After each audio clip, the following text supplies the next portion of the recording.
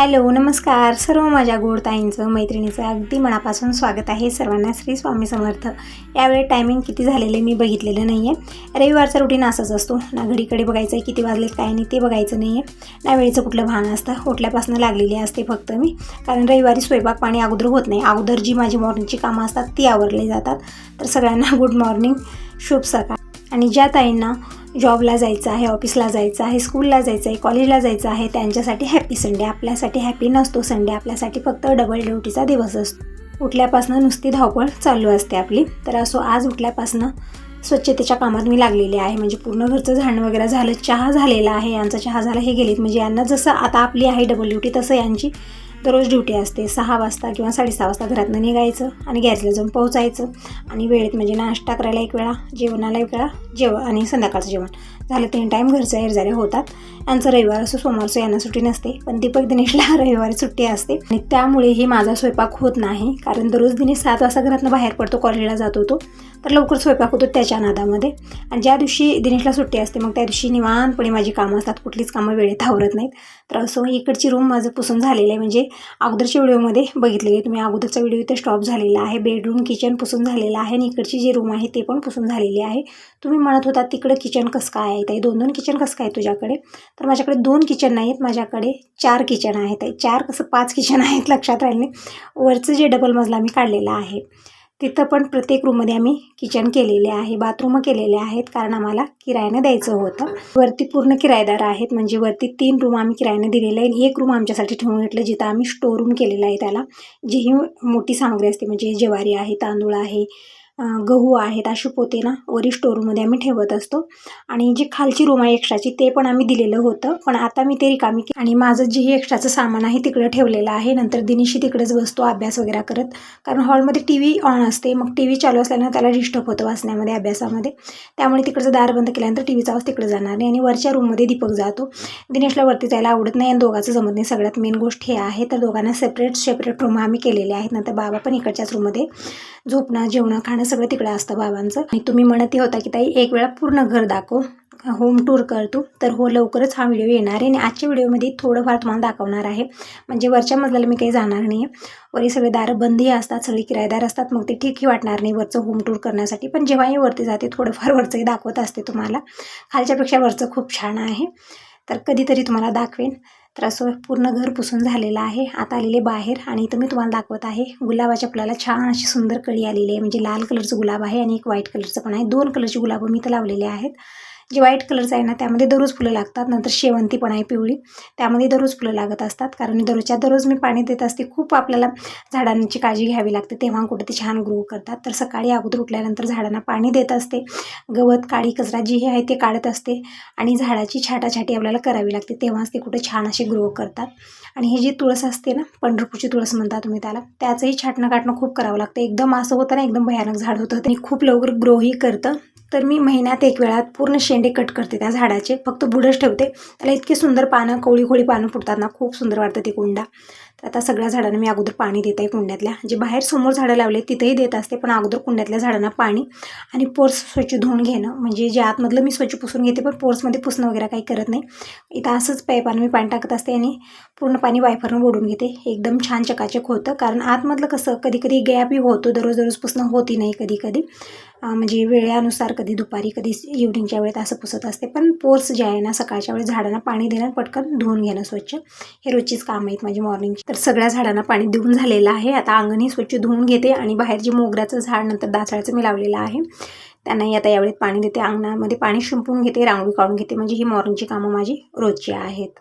आणि हा व्हिडिओ तुम्हाला इव्हनिंगच्या वेळेत येणार आहे, तर एकच म्हणेन व्हिडिओ पूर्ण बघा, आवडला तर लाईक करा आणि पहिल्यांदा बघत असाल तर चॅनलला सबस्क्राईब करा आणि कमेंट करून नक्की कळवा आणि तुम्हाला कशी व्हिडिओ बघायचे ते पण सांगा। आणि ताई म्हणत होते की त्यांनी वॉशिंग मशीन घेतलेले आहे आणि तेही सांगत होते की कशा प्रकारे ते चालते। म्हणजे कपडे स्वच्छ निघतात, पण जे वाईट कपडे आहेत, नंतर शर्ट आहेत, पॅन्ट आहे, सगळं वेगवेगळं धुवावं लागतं।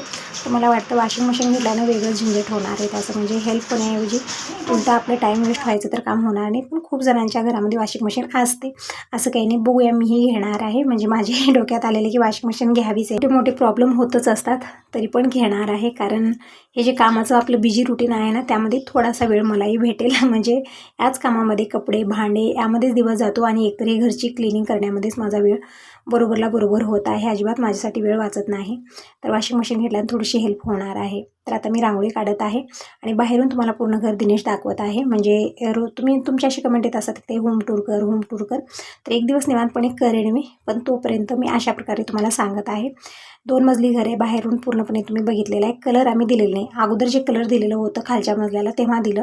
जेव्हा वरचं बांधकाम झालं तिथं फक्त आम्ही व्हाईट पेंट दिलेला आहे. त्यानंतर आम्ही कलर वगैरे केलेलं नाही, कारण का घरच्या साईडला बांधकाम चालू आहे. खूप धूळ येते, खूप सिमेंट उडतं, त्यामुळे ते राहून दिलेली. सगळ्यांचं एक वेळा झालं ना बांधकाम, मग त्यावेळेत आम्ही कलर करणार आहोत.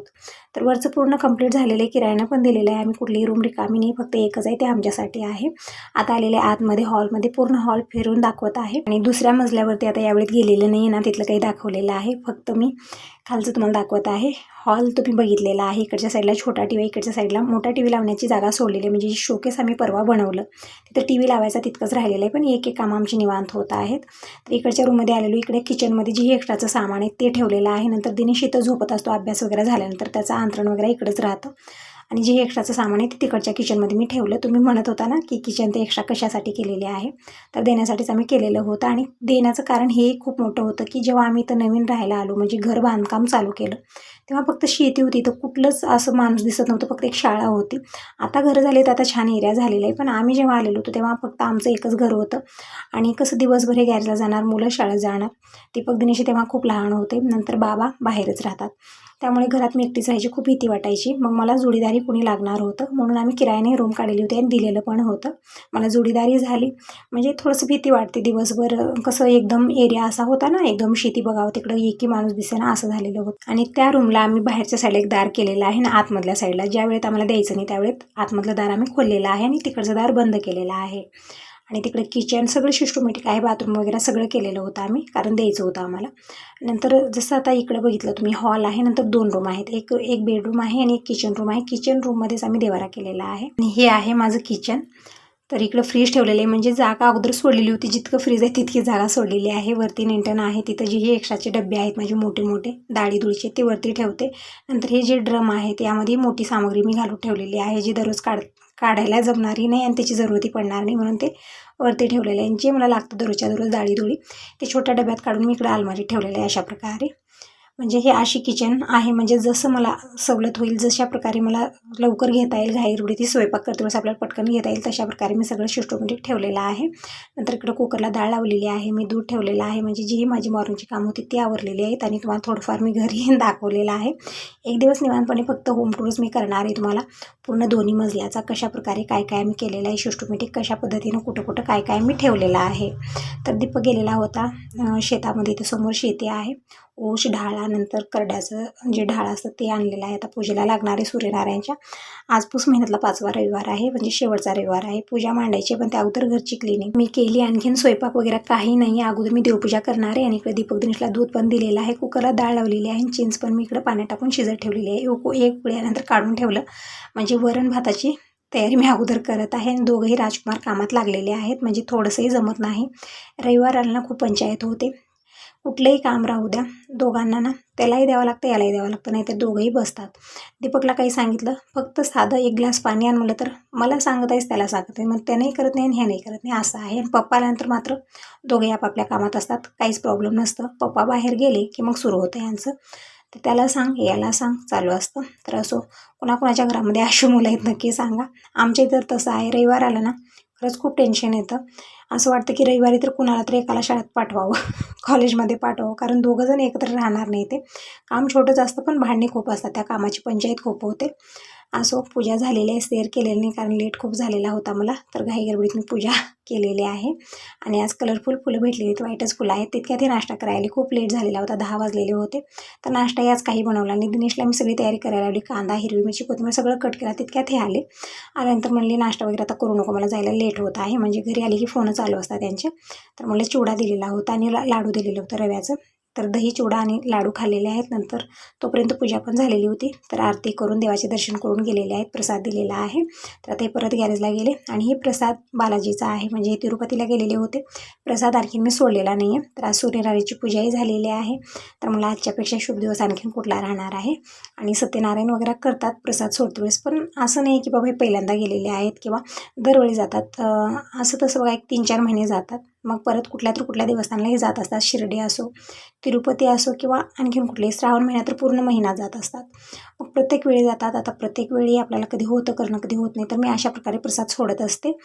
तर मी अगोदर पूजा केलेली आहे, आरती करून घेतलेली आहे आणि काहीतरी गोडीमध्ये प्रसाद आपल्याला बनवायचा असतं. शिरा असो, खीर असो, ते मी नंतर बनवणार आहे.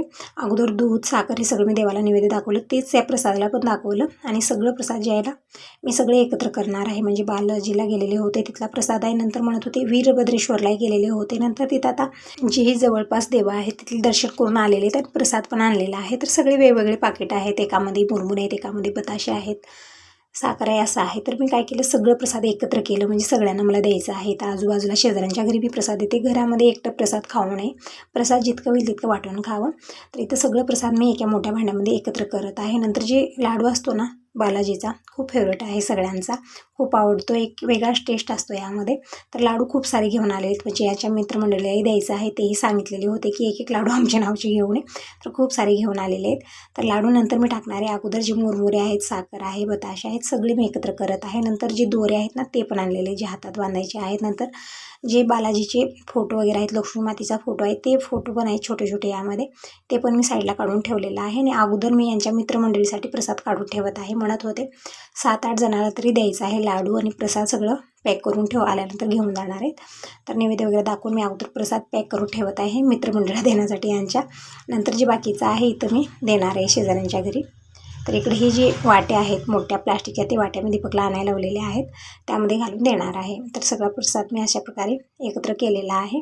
आणि हे जे वाटे आहेत ना, म्हणजे अगोदर मी कवरमध्ये बांधलं, बघू शकता इथं कवर, कलरफुल कवर तुम्हाला दिसत असतील, व्हाईट कलरचे, निळ्या कलरचे, ब्लू कलरचे, सगळ्यामध्ये घालून ठेवलेले. परत इकडे दिनेश आणखी घालायचं काम करत आहे. आणि हे जे वाटे आहेत ना, यामध्ये मी थोडाफार मुरमुऱ्याचा प्रसाद आणि जे मी एकत्र केलेलं होतं यामध्ये बताशे सगळंच आहे ते ठेवलेलं आहे. नंतर लाडू जे आहे ना ते मी अर्धे लाडू यामध्ये ठेवलेले आहेत, म्हणजे सगळ्यांना मला प्रसाद वाटप करायचा आहे थोडाफार, म्हणजे प्रसाद सगळ्याच्या तोंडात जावं. तर इकडे अशा प्रकारे सगळ्यामध्ये मी प्रसाद घातलेला आहे. नंतर थोडीफार कवरमध्ये पॅक केलेला आहे. दिनेश आलेले, म्हणजे दोघांची चालू आहे, मी तू भांडणं चालू होते. तर दिनेश बसलेला होता रुसून तिकडल्या कोपऱ्यात, तर त्याला बोलावून घेतलं, येतच नव्हता, राग खूप आलेला होता त्याला. एकदम छोट्या छोट्या गोष्टीवर यांची भांडणं चालू असतात. खूप मला पंचायत होते रविवारी, असं वाटतं की रविवारी येतोच का. ज्या दिवशी मुलं घरी असतात त्या दिवशी छान वाटतं, पण यांची भांडणे खूप होतात छोट्या छोट्या गोष्टीवर. असं झालं मम्मी, तसं झालं मम्मी, तेही मला सांगतं आणि हेही मला सांगतं, तर कुणाचं ऐकावं असं होतं. आणि कुठलंही काम सांगावं एकटं ज्या दिवशी असतं ना त्या दिवशी पूर्णपणे माझी हेल्प करतात. ज्या दिवशी दोघं घरी असतात ना त्या दिवशी माझी कुठलीच हेल्प नाही, उलटं माझी कामं वाढवून ठेवतात. आणि दोघांचं भांडणं मिटवायचं ते आणि वेगळंच राहिलं. तर इकडं सगळं प्रसाद मी काढलेला आहे आणि दोघांनाही पाठवलेलं आहे मोठ्या कामाला प्रसाद द्यायला. दीपक घेऊन गेलेला आहे 4 वाट्या, इकडे दिनेश 4 वाट्या घेतलेला आहे. तो तिकडे गेले, तो दिनेश इकडे जात आहे, म्हणजे सगळीकडे द्यायचं आहे. शेजाऱ्यांची जी जवळपास घरं आहेत तिकडे मी देऊन पाठवलेलं आहे. तर दीपक इकडे गेलेला आहे, म्हणजे दोघंही एका रस्त्यानं जाणार नाहीत. मी तू चालू होतं यांचं. पण कसं असतं ना, ज्या दिवशी दिनेश घरी नसतो ना त्या दिवशी दीपकला अजिबात करमत नाही. 10 वेळा तर विचारतो की दिनेश कधी येणार. आणि ज्या दिवशी दोघंजण घरी असतात ना त्या दिवशी दोघांचं अजिबात जमत नाही. असं यांचं, म्हणजे तुझं माझं जमेना आणि तुझ्याशिवाय करमना, असं प्रकार यांचं आहे. आणि मला वाटतं प्रत्येक घरामध्ये अशीच मुलं असावी, बहीण भाऊ असो किंवा भाऊ असो, असंच आहे. तिकडं आम्ही प्रसाद खायला घेतलेला आहे. तर तुम्ही कसला वेट करता, या सगळेजण तिरुपतीचा प्रसाद घ्यायला. यामधली लाडू ना खूप फेवरेट आहेत सगळ्यांचे. आम्ही सगळ्यांनी लाडू खाल्लेले आहेत आणि बाकीचा प्रसाद पॅक करून ठेवलेला आहे, शेजाऱ्यांच्या घरी पण दिलेला आहे. आता मी बनवता इकडे टोमॅटोची भाजी, म्हणजे जी माझी कामं होती ती आवरलीत, पण कपडे आज कामाचा खूप गोंधळ झालेले, त्यानं खूप लेट झालेलं मला प्रत्येक कामाला. आता दुपारचं जेवण होणार आहे, अगोदर मी भाजी करून घेते, म्हणजे सकाळी वरण भात भाकरी हे सगळं बनलं. देवासाठी नैवेद्य केलेलं होतं, नैवेद्य दाखवलेलं आहे आणि आता सगळ्यांना भूकी लागलेली आहे. तर दीपकला म्हणलं की चिवडा आणि लाडू खायला घ्या तोपर्यंत, कारण आज खूपच गोंधळ झालेला, प्रत्येक कामाचा समजत नाही कसं होतं एक एक दिवस. दिवस खूप लेट होतो आणि एक दिवशी खूप लवकर झटपट कामं आवरली जातात. असो आज प्रत्येक कामाला लेट झाला. म्हणजे घरचं सगळं पुसणं वगैरे सकाळच्या वेळेत केलं. नंतर पूजेलाही वेळ गेला खूप सारा. नंतर प्रसाद सगळं काढून दिलं, यामध्ये लेट झालेला आहे. तर दीपक इकडं कसं करत आहे, हे चिवडा जे आहे ना त्यामध्ये टॅमॅटो, कांदा नंतर दही टाकलेलं आहे. त्याला अशा प्रकारे खायला खूप आवडतं. घेतलेलं आहे. तोपर्यंत मी भाजी करून घेते आणि यांनाही फोन लावते, म्हणजे हे आल्यानंतर आम्ही जेवण करू. आणि तर दीपकची इकडे भेळ बनवून तयार झालेली आहे, एकदम मस्त अशी. मला पण खूप आवडते, पण आता मी कधी खायला घेतलेलं नाही आहे. तो घेतलेला आहे. दिनेशला अशी वस्तू काही आवडत नाही, तो रव्याचा लाडू घेऊन बसलेला खात. तर असो आता मी पटकन भाजी बनवून घेते. तयारी करून घेतलेली, लसूण ठेचून घेतलेला आहे, ताजा कढीपत्ता घेतलेला आहे, टोमॅटो, कांदा सगळं तयारी करून घेतली. इकडे कढईमध्ये मी 2 चमचे तेल घेतलं, मोहरी, जिरं, कढीपत्ता टाकला. नंतर लसणाची पेस्ट टाकलेली आहे, परतून घेऊ. आणि हा जो व्हिडिओ तुम्हाला येत आहे हा एक्स्ट्राचा येत आहे, तर प्लीज व्हिडिओ पूर्ण बघा. आवडला तर लाईक करा, पहिल्यांदा बघत असाल तर चॅनलला पण सबस्क्राईब करा. तिकडे लसणाचा कलर चेंज झाला तर नंतर मी कांदा टाकला. कांद्याचा कलर हलकासा चेंज होत आहे तोपर्यंत मी मसाले काढून घेतलेले आहेत. तर हे मसाला कसला आहे, तर तीळ, शेंगदाणा आणि खोबरं भाजून मी वाटून ठेवलेले एकत्र. तर हे घेतलेलं आहे तर मी अर्धी वाटी फोडणीमध्ये टाकलेले, परतून घेऊ व्यवस्थित. आणि लाल मिरची पावडर, हळदी पावडर, धना पावडर, जे मसाले आवडीप्रमाणे तुम्ही टाकू शकता. परतून घेऊ आणि थोडंसं वाटीभर पाणी टाकायचं, म्हणजे मसाला करपू नये आणि व्यवस्थित भाजला जाईल. तर थोडंसं पाणी टाकलं, व्यवस्थित भाजून घ्यायचं आहे. जसं मसाला तेल सुटायला लागलं तसं आपल्याला यामध्ये टोमॅटो टाकायचे. खूप छान मस्त ही भाजी बनवून तयार होते. सगळ्यात महत्त्वाचं कमी वेळात होते. म्हणजे कधी कधी विचार करतो ना आपण की काय भाजी बनवावी आता, तर अशा प्रकारे बनवा, झटपटी होते. म्हणजे पाहुणे वगैरे आले किंवा अचानक कुठं जायचं आहे, जेवण करायचं आहे, त्यावेळी ते झटपट बनते. जास्त वेळ लागणारे आणि खाण्यासाठी तितकीच टेस्टी लागते. जसं मसाला छान व्यवस्थित भाजल्यानंतर मी टोमॅटो टाकलेले, थोडा वेळ परतून घेतलं. आता टाकूया पाणी. थोडीशी रसाभाजी मी बनवणार आहे, खूप छान टेस्टी भाजी बनते. नंतर मी इकडं मसाला, थोडंसं मीठ टाकलेलं आहे आणि छान मिक्स करू आणि झाकून ठेवूया. एकदम छान अशी भाजी बनून तयार होईल. आता यांनाही आणखीन एक वेळा फोन लावते, म्हणजे आल्यानंतर आमचं जेवण खाणं झालं की मग भांडी क्लीन करणं, कपडे धुणं, ही सगळी कामं राहिली. परत मी तांदूळ, डाळ, मेथीदाणे हे सगळं भिजत ठेवलेलं आहे, म्हणजे मला आपे बनवायचे होते, ते पण मला वाटण करायचं आहे. तर खूप काही काम आहेत. आजचा दिवस खूपच बिझी असणार आहे. तर असं आता यासोबत या व्हिडिओला इथंच एंड करत आहे. Bye bye, take care.